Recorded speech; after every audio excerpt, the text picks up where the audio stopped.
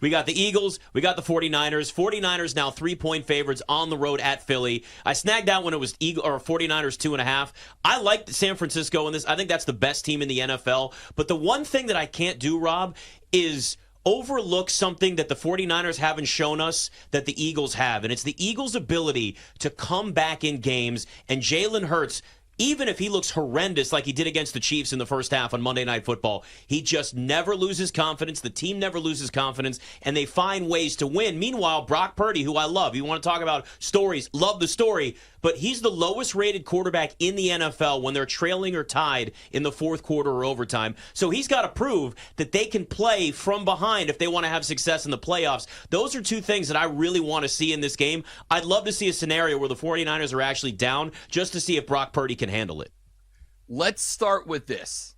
I think in our soul, we all just hope that game is as good as the Minnesota-Chicago game, right? If it's anywhere as close to as entertaining as Minnesota-Chicago, it's going to be great. No, I'm really glad you hit on that. That's something I've been pushing on my show all week. I went back to that Philadelphia-Buffalo game. Josh Allen spent a week telling us, hey, I'm back. I found the mojo. I'm in good shape. Josh Allen came out through for, 330 and 3 touchdowns. Jalen Hurts had 90 yards in the first half. Now, it was rainy. It was gross. It was nasty. But he had 90 yards in the first half to Josh Allen's 170. And I think all of us were kind of like, uh-oh. Like, is this going to say more about the Bills or the Eagles? Either way, we got a game. And then Jalen Hurts late in that game just started making every correct decision, right? Started making every correct decision.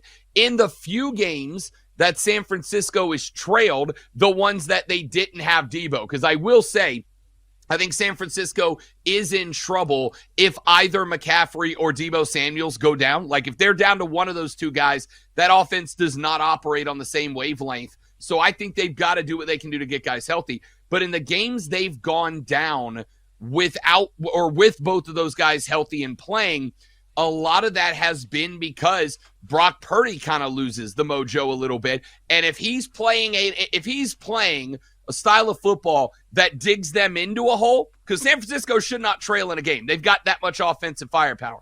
If he's playing in a way that puts him in a hole, and I'm not talking about a quick 3 or a quick 7 out of the gate, but, we're in the third, we're in the early fourth, and San Francisco's down 7, 10, 14. The style of play that put them in the hole is the style of play that keeps them from climbing out of the hole. I think Kyle Shanahan's done an excellent job designing an offense for a young and experienced quarterback to you don't have to make a ton of decisions, right? You got 2 reads, one's going to be open, get the ball out. It's actually the same offense that I hope Carolina starts running with Bryce Young now that Frank Reich is out. But he's done such a good job designing that I think it covers up who Brock Purdy actually is. And if San Francisco down the line ends up stepping into an actual franchise quarterback, that team will be a juggernaut, dudes. Do you think that's what makes Philadelphia a better team than San Francisco, is the identity and the makeup where they can come back from big deficits and Jalen can sort of pull this team up from the depths of despair, and San Francisco cannot do that with the style of play that they operate? I don't think Philadelphia is interesting to me in that there's a lot of games that it kind of feels like Philadelphia should be blowing teams out, and they don't. They just do enough, right? They're just a grit. I hate it because it sounds so cliche. It sounds so boomer of me, but they're just gritted out, take the lunch pail. Winning by 3 is the same as winning by 30. Let's go get wins. And I don't think they overextend themselves. Like, I think they know what they're going to do.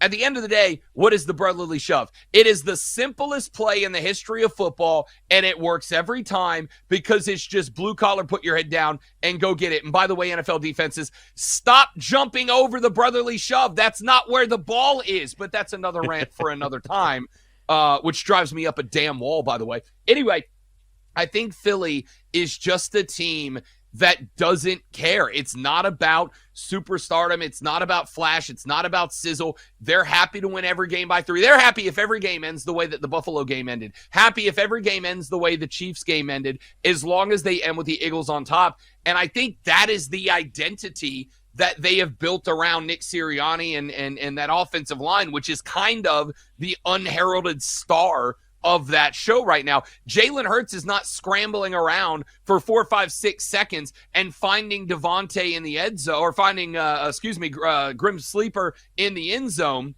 if that offensive line isn't built, constructed, and play the way that they play. So I just think that's the identity. And while I agree, I think San Francisco is a better football team, Philly does a really good job at breaking your offense apart piece by piece and just kind of wearing you down. I'm taking the over in this game, to be honest with you, but I would not be shocked if this game is 3 points in either direction when it's all said and done. Aaron Rodgers' next snap odds, too, they have. So when he actually takes his next snap, plus 200, Week 16 versus Washington, December 24th. That's a 33% chance, essentially. And then they're saying Week 1 of 2024, plus 275. Then the third shortest, Week 17 at Cleveland, December 28th, plus 450. New England, last game of the season, plus 700. And then they're talking playoffs and some of the other ones. But Washington makes the most sense. It's right in that 21-day window where they have to activate him. It's Washington, and you're at home. He is absolutely playing in that game. You think so? Yes. Even if they're out of it? But remember, it's not about this season. It's about showing that he can come back. It's ego. It's being an arrogant. But you know what? I don't look at it as just arrogance for this. It's also a level, when you're a professional athlete and you start getting to that point late in your career where people talk about father time coming to get you and you can't recover the way you used to. Remember that was like, oh, is Aaron going to retire now that he tore his Achilles? A torn Achilles is, up until this point, we've talked about that. That's a full year. Think of how long Klay Thompson was out. Think of how long, Kevin Durant was out. Yep. You can name a million guys, obviously. But then we see somebody like Aaron Rodgers come back as fast as he is, and it actually works, and he's healthy and continues to play. It's all about being able to say that he did it at his age and show that, hey, this new procedure, and it gives confidence to everybody else that goes through that injury, because a torn ACL used to be a career-ending injury years ago. Yeah, now guys come back stronger and better. Yeah, they do. So it's not like Aaron would ever do this sort of thing and make it all about himself or his beliefs. Why would he? I jest. That said, he did acknowledge that the Jets would still have to be alive when he was talking to reporters today. Fair. He was like, look, I'm still a long ways away. And he was out there spinning it, and that's all good and well. If they're nowhere near, would you think that that he would say, I'm good? I feel like it's if still there's a point, so tempting, though. Like, isn't it just so tempting? If you're Aaron Rodgers, that offensive line is so bad, he could re-injure himself fast. Listen, I think he shouldn't even be considering it, even if he's fully cleared by doctors. Right. But the reality of this is he doesn't have a lot of years left in the NFL, or go, maybe Dad, he wants go. to play. Oh, Dak, he's short. Down to the 3. Go for it. Let's go for it. I need this because I need Dallas minus 6.5 first half here. Let's go for Let's it. get in the end zone, but it's 4th and goal. They're probably kicking a field goal. Yeah, probably. Another player on the list, by the way, Grant in Chicago. Thank you for this, and we did know about this as well. Cam Akers tore his Achilles in August. Yes. And then played in week 17 and 18, 8 months to return. Yes. That's crazy. Cam Akers not known for being as bursty, Roger-ish as Aaron. Mm-hmm. Right. Leave it at that. So it would be how many months December then? That's only 3 and what? Like it'd be we 3 were and all a half together at that opener against September. Buffalo. So that'd be 3.5 for Aaron Rodgers. Unheard of. It's insane to think about.